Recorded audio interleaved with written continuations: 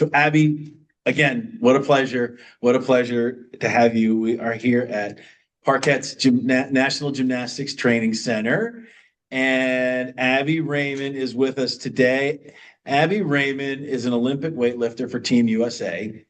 And you've had quite a career, quite ups and downs as as anybody has in whatever it is they do. But for those who don't know, you started out as a young age, but you started out as a gymnast. I'll let you tell the story a little bit, which is kind of interesting considering where we are. And then that moved you into the world of weightlifting. And you've been a two-time youth national champion. You were the 2024 big time national champion, which I remember we got to chat with each other and visit right after that, which was so exciting. You broke 16 youth American records. You represented the U.S. in international competitions, the Junior Pan Am, the Junior World Champions, and the Youth World Championships, where you placed sixth. But again, just to revisit, the biggie was the 2024 national champion, your first year in competing with all the adults and the big boys and girls, right? Yeah. Yeah, that's exciting. And so one of the things, so first, Abby, while we get going, tell us your story back to gymnastics and how you got involved here, and then we'll kind of go from there. Yeah. Well, so I grew up doing gymnastics and I loved it. I started when I was 3 years old and really enjoyed the sport. And then when I was 10, I saw the show American Ninja Warrior on TV. And I was like, well, this looks pretty cool. So I was like, well, what if I tried to do that? So I started doing CrossFit to get stronger because I was only 10 years old and obviously needed to be very strong for American Ninja Warrior. So I started doing CrossFit, really loved that. But what I loved most about it was doing stuff with the barbell. I loved the weightlifting part of it. Cardio, not as big of a fan. So CrossFit, when I started doing it, it was with the intention of doing American Ninja Warrior, but then it introduced me to Olympic weightlifting, and I fell in love with that so much more than I did with wanting to go on Ninja Warrior. So I started pursuing that and started competing when I was 12, and here I am now. Wow. I know. And so obviously with the gymnastics background you had, you understand and at any elite level of sports, whether it be gymnastics or weightlifting or whatever it may be, there's a level of commitment, there's a level of effort, there's a level of just going after it and the grind every single day. Yeah. That's so hard and so difficult for some people to really understand and accept that that's just what it is, right? Yeah. You got to go through that. So before we get onto our really hot topic, share with because you and I had talked about this before, and I think it's always impactful, and that is for all the young girls and boys out there who are looking at elite sports, and specifically here for our gymnasts. What do you tell them about that grind? What advice can you give them to get through it, to get up every day, to keep going, to make it happen, to get through those hard times, the times when you're emotional, when you're crying, when you can't think you can take another step? What advice can you give for them? Yeah, that's a great question. I'm going to be preaching to myself too. I think when people are asked to describe themselves, a common trait that they say is I'm resilient, at least for athletes. But I think we forget that to be someone who's resilient, we have to learn how to persevere. And to learn how to persevere well, it's like, I think perseverance is a lot like a muscle. And if you want to be really strong, you can't just say, oh, I wish I was stronger. Like you have to actually put the work in and get the reps in to grow to be someone who's strong if you want big muscles. And perseverance, I think similarly, if you want to become resilient, you have to go through hard times over and over and over again and learn how to fight through and persevere through. And we don't just become more resilient because we say we want to be more resilient. You have to go through the struggle and learn how to let it shape you, learn how to let it shape your character, and teach you how to ultimately just persevere and keep pushing through. And there's a reason why there's only a few of the greats. Like, not everybody is able to let the struggles shape them in that way and allow the struggles to lead them to become resilient. Like, people crumble under that. So if you want to be one of the greats, you have to make a choice when you're in the midst of the struggle and decide how you want the struggle to shape you. Do you want it to push you to become someone who's resilient and let it develop your character and teach you lessons along the way? Or are you going to crumble under it? I feel like I just rambled a bunch, but I hope that made sense. No, but that's so great because this happens every day, and we see it every day here. This mountain, this cliff that athletes hit, that they look at, and parents for that matter, because they're going through it with the kids. Oh, yeah. Where you think there's no growth taking place, there's no progress taking place, there's this plateau that has gone and it's going, and you wonder if you're ever going to get it to go back up again. But that's where the grind really takes place, and the patience and the resilience, right? Mm-hmm. Yeah, that's where it goes. So that leads me into the next part of this resilience thing and this grind. And you experienced this firsthand as a Team USA weightlifter, and it's applicable to both boys and girls, but the girls, it seems to have a much higher impact, and that's this concept of body image and what and how we perceive ourselves as young athletes. And that is affected profoundly by social media, okay? Television, everything that's out there. Young kids, girls and boys see these models of perfection that have been glossed over with cameras and all the fake stuff, right?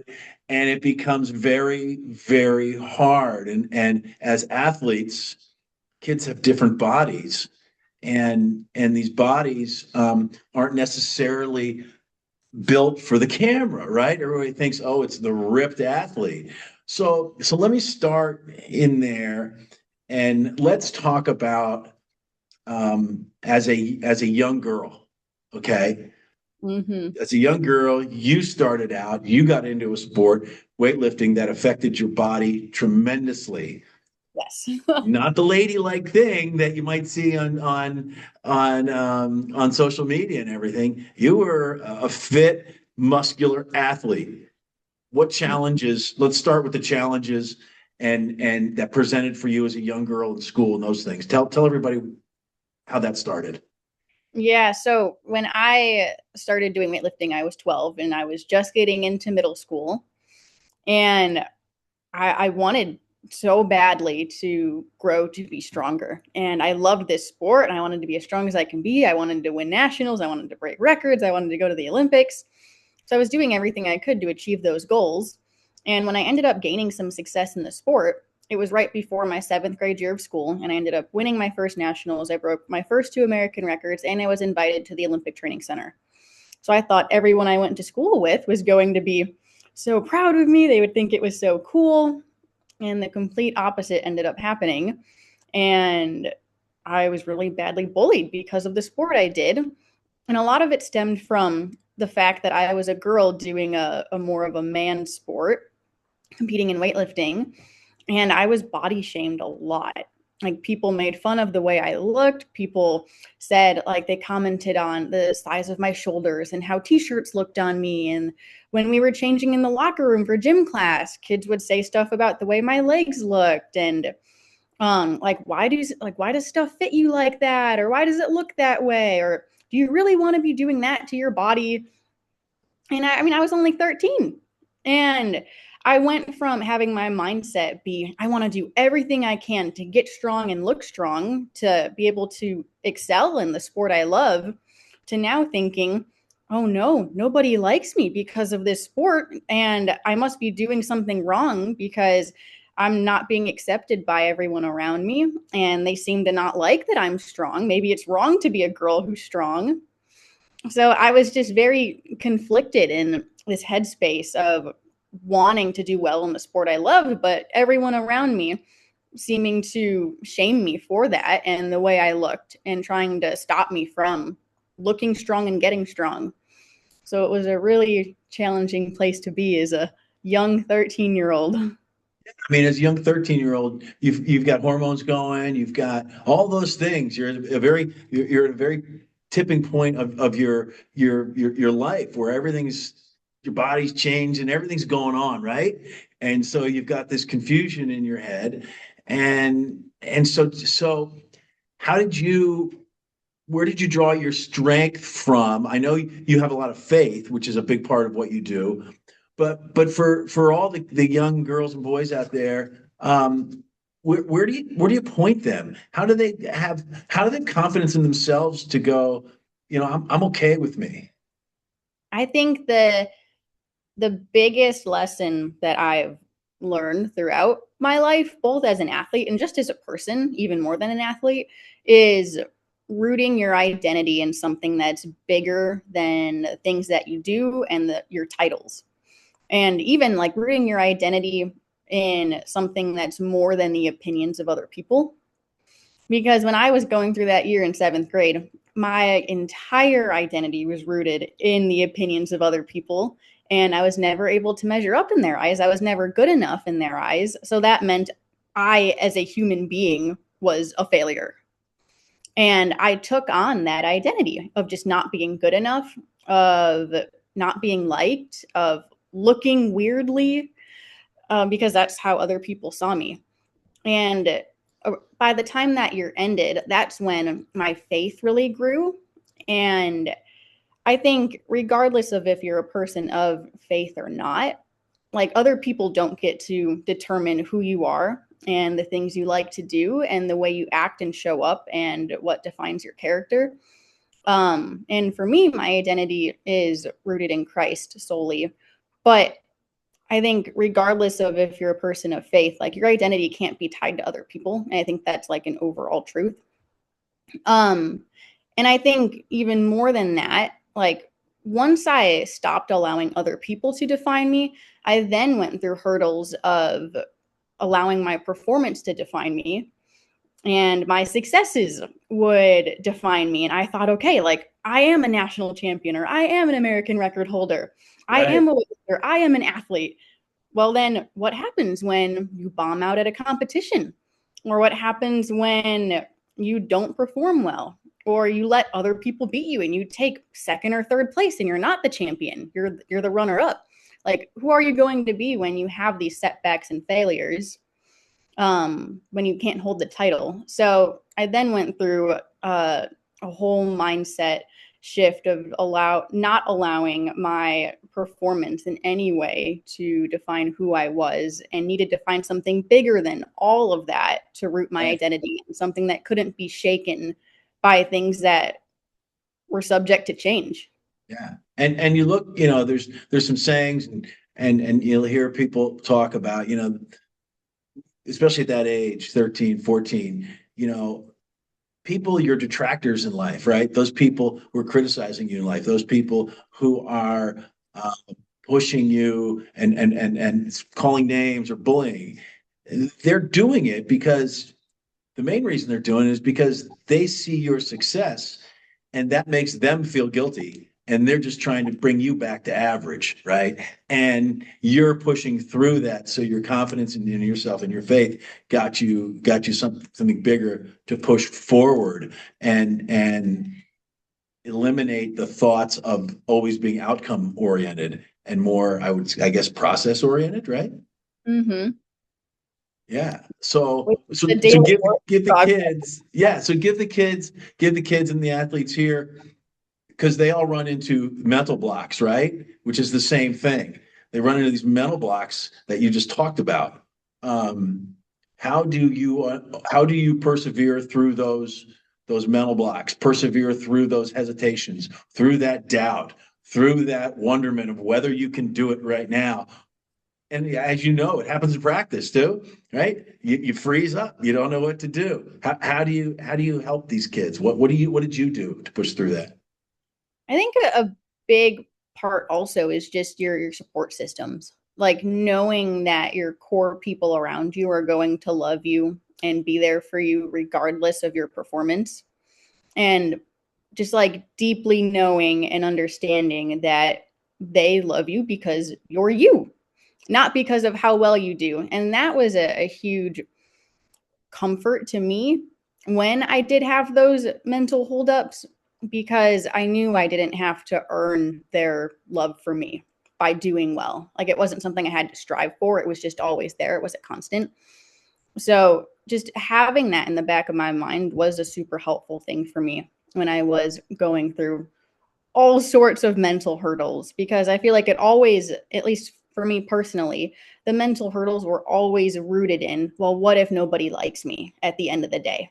Or what if I'm not good enough? Like, that same fear that became rooted in me as a 13-year-old, like, has stuck with me, and is what, like, my mind always goes back to when the hard times hit, is like, the worst thing is, what if they don't like me? Or what if they don't see me for who I really am? So knowing that my family and my support system, like, that's just a constant, is like, oh, like, okay, I can take a breather and I can, like, look at this from an outside perspective and evaluate the problem and use the support of the people around me to help me overcome the problem. Does that make sense? And you've got your team, right? And your weightlifting, like gymnastics, while you have a gymnastics teams, there's a lot of individual performance that takes place, like you do. So you have your team around you. You have your village, right? You've got your peeps, right? Who are so supportive. And talk to the young athletes here at our gym about the importance of having not only family but those friends. How do you identify those friends in your world, who are your team, who really are your team, really are your true friends?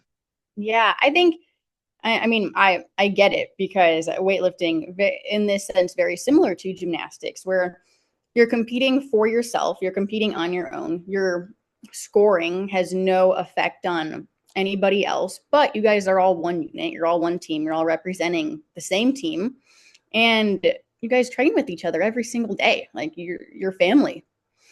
So I think, like, recognizing the importance of, like, having your family around you every day and leaning on them, because they understand the struggles too, because they're going through the same exact thing as you are.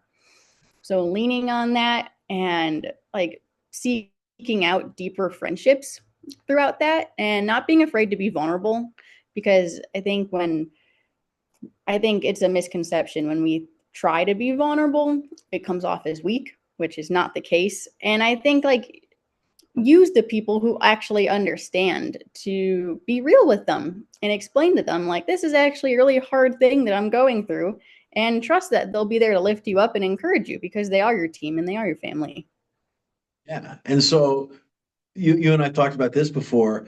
Um, there you are, you're a teenage girl, you're in your life, you've got friends who are going out, maybe to the movies, or they're going out to get pizza, or they're going out to do whatever, right? And you've got, because your days are crammed with working out, you've got to get your studying done, and they call and say, hey, you want to go out tonight? And you've got an early morning meet the next day, right? Or you've got a competition, or you've got your practice. How do you say no? And how do your friends handle that no? Yeah, I think this ties back to the whole idea of, like, there are only a few greats, and it's because they make the sacrifices necessary to be great. So you need to prioritize what's the most important to you. Is achieving your athletic goals the most important thing to you? Or is having this crazy social life the most important thing to you? Um, and I think if your athletic goals are truly the most important thing to you, then the people around you, then your true friends, are going to understand that, and they're going to support you in that, and they are not going to pressure you or make you feel bad about doing things that will jeopardize those athletic goals. So I think if you're in a situation where your friends are pressuring you to go out with them, even though they know you have a competition the next day or even practice the next day, and that your sleep schedule is very important and that your nutrition is very important, so you can't go out and get pizza, like, if you tell them no, they should say, okay, we support you and we love you and we'll find another time to hang out. They should not be making you feel bad. And if they are, you need to get some new friends because they Yes, are not people that you want in your inner circle. exactly. Yeah. No, you hit it on. I know it's tough. It's tough at that those age groups to do that. It's tough in life in general to do that. I don't care whether you're 10, 15, 18, 30, 50, whatever. It's tough sometimes to say no. So And much there's said than power done. in being able to say no, right? Yes, There's, yes. there's power in no. And people forget that sometimes. So let's spin back for a minute. We got a little off track, but I think it was great. Let's spin back to body image. Okay, let's get back on that for a matter a few moments. So I think where I see body image and where these young athletes get a bit confused is again what they see in social media, et cetera, and these perfect people, and they believe they have to look a certain way. Mm-hmm. Talk to me about what it means to be a healthy, strong individual for your sport versus being a person who looks the part of an elite Olympic athlete, because there's two different things, right? And you and Oh, I have often seen this. The person who looks like they're ripped and should be on, some new advertisement isn't necessarily very strong, durable, or has the ability to compete. So for those athletes who are sitting here wondering, oh my God, look at me. I don't look like that. How does an athlete talk to me about how to deal with that pressure, and then talk to me about how they find their ideal body weight for their sport and take pride in that. yeah. I think, well, so the first thing about how like being strong doesn't necessarily look like you're absolutely shredded. Right. Like I think in my sport, in weightlifting, it often gets confused with bodybuilding. Like I'll tell people, "Oh, I'm a weightlifter," and they go, "Oh, you're a bodybuilder." I go, "No, no, no. I'm not a bodybuilder. Bodybuilders are the people who put on bikinis and they oil up and get spray tans and they pose. And if you love that, go for it. I'm not trying to shame that. But the huge difference is that those people, yes, they all look so strong and they look shredded, but the reality is that they're starving themselves for those competitions. They're at an extremely unhealthy body fat percentage. And if you were to ask them to go clean and jerk 200 pounds, 99% of the time they can't do it. Whereas people who compete in my sport, the girls at least, they might not look like they can clean and jerk 200 pounds because they're bigger boned, they're thicker, they're not having the 12 pack abs, but they're strong as heck and they can squat 300 pounds, put 200 pounds over their head. And it's all about like they fuel their body to perform, they don't fuel their body to look a certain way. That's key. Or Repeat that. Repeat that again. they fuel their body to perform, they don't fuel their body to look a certain way. There you go. So in my sport, like I work with a nutritionist and I eat a lot of food. I eat a lot of calories. Now, when it's time for competition, weightlifting is a weight class sport, so I do need to cut a little bit of weight, but I do that in a safe way. And even after cutting weight, I still don't have 12 pack abs because I'm not depriving myself. I'm cutting in a healthy, safe way that still allows me to perform. I'm not cutting to just look shredded. Like I'm cutting to be able to actually be strong. Right. And you mentioned, you're chowing. You're plowing down some food, right? You got Oh, you got to get right stuff. You got to get this stuff in you so you can come back day after day after day. mhm. Synopsis. What's your day like? What's your average chow down throughout the day? Wake up, oatmeal with fruit, yogurt, and granola with some honey. Right? And then usually train in the morning. And then after training, I have food again. I'll eat some kind of snack with protein, maybe some like chicken and rice, or maybe a sandwich, just some meat and some carbs, trying to fill up again. And then I'll have lunch later on that day where it's a whole nother meal. Again, heavy focus on protein. I try to match my protein intake to grams per pounds. So like if I weigh 140 pounds, I want 140 grams of protein. So a lot of protein. So I'll do protein shake and I'll load it up with fruit and I'll put oats in it to make it heavier. Cottage cheese I'll have for another snack later in the day, and then I'll go back to training, and then after training I'm hungry again, so I have dinner, which is another full meal, and then I'll usually have a protein shake too before bed. So I'll be consuming, I don't know, anywhere from 2,500 to 3,000 calories a day, which being 5 foot tall and 140 pounds is quite a bit of food. And what I love is you're eating a lot. You're not starving yourself. Mm-hmm.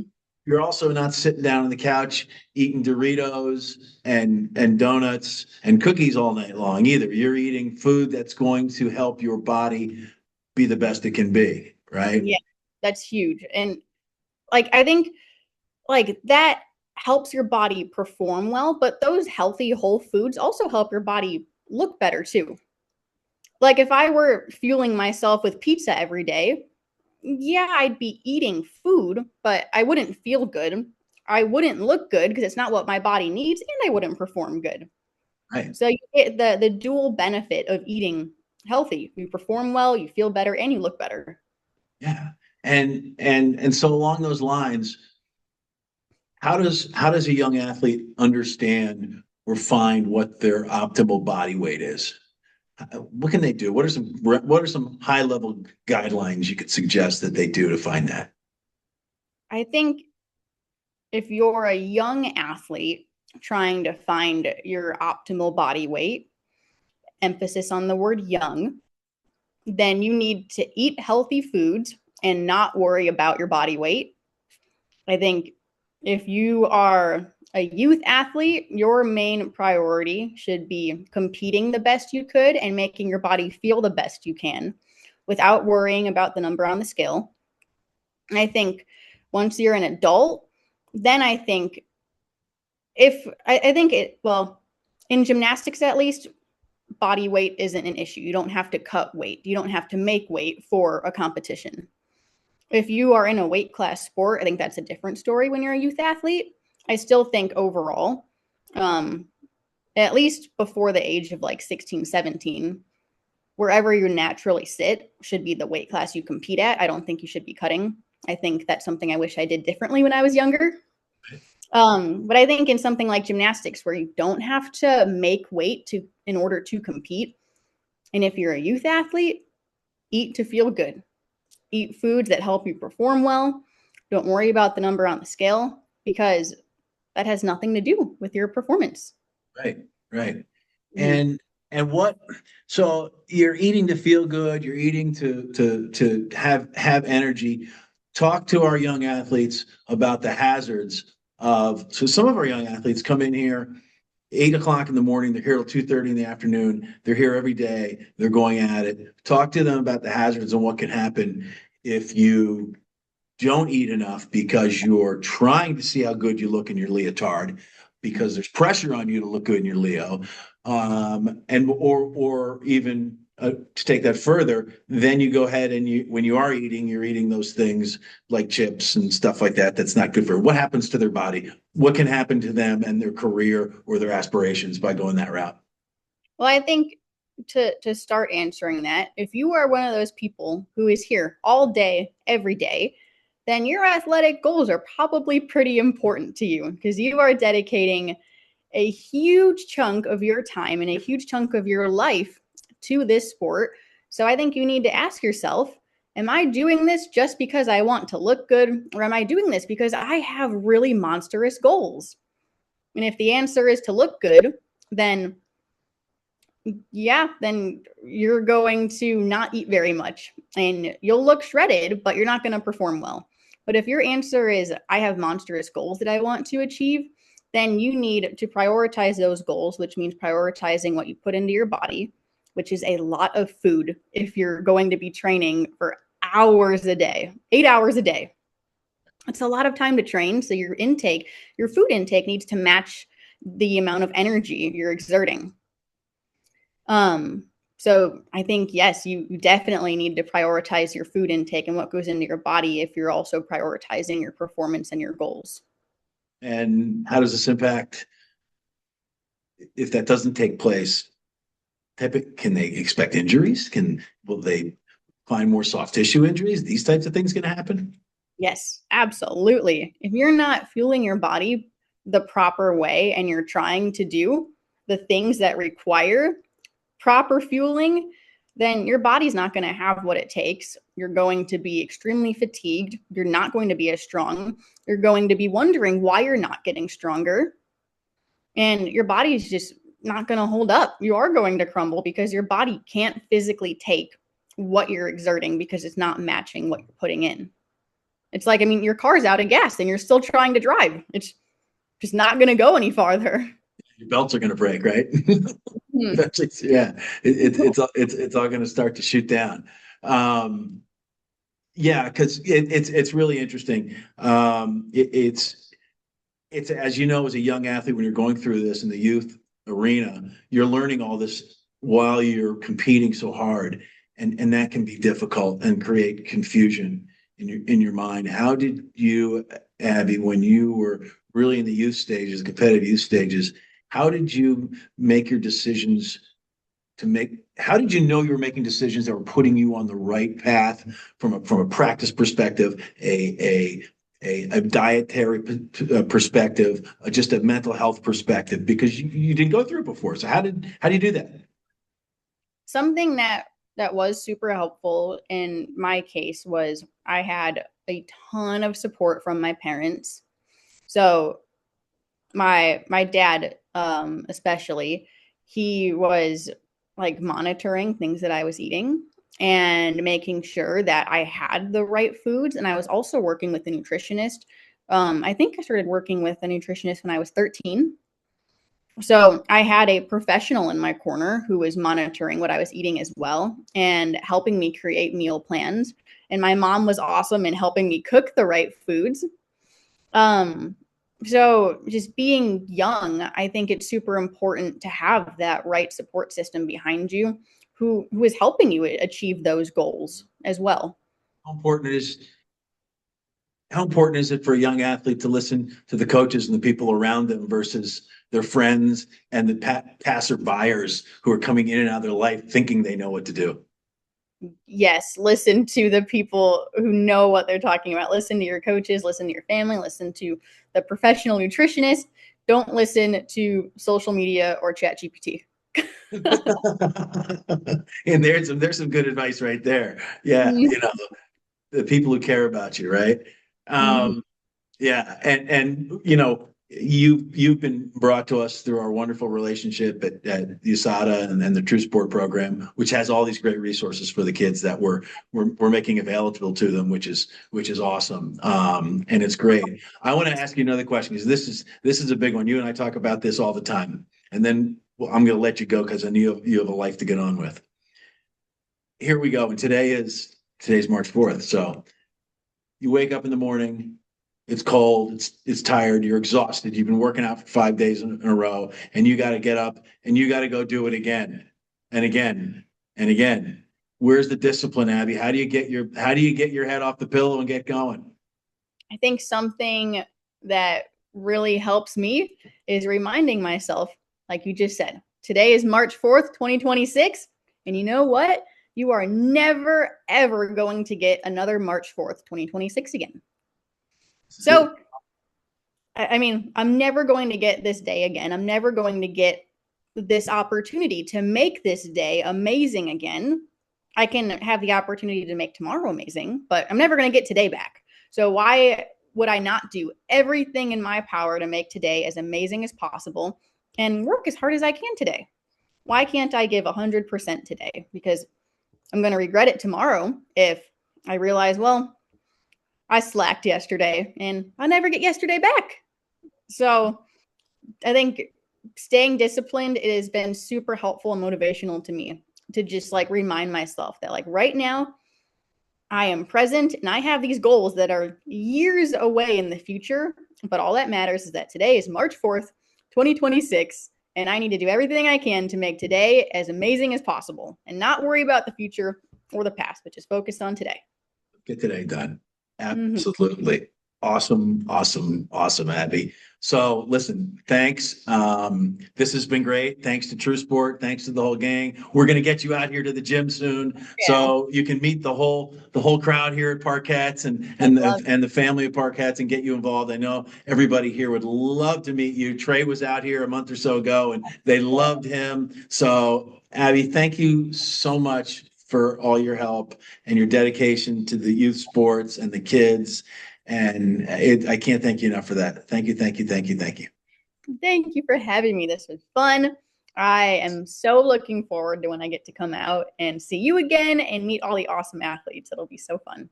Awesome. Thanks, Abby. All right. Thank you. See ya.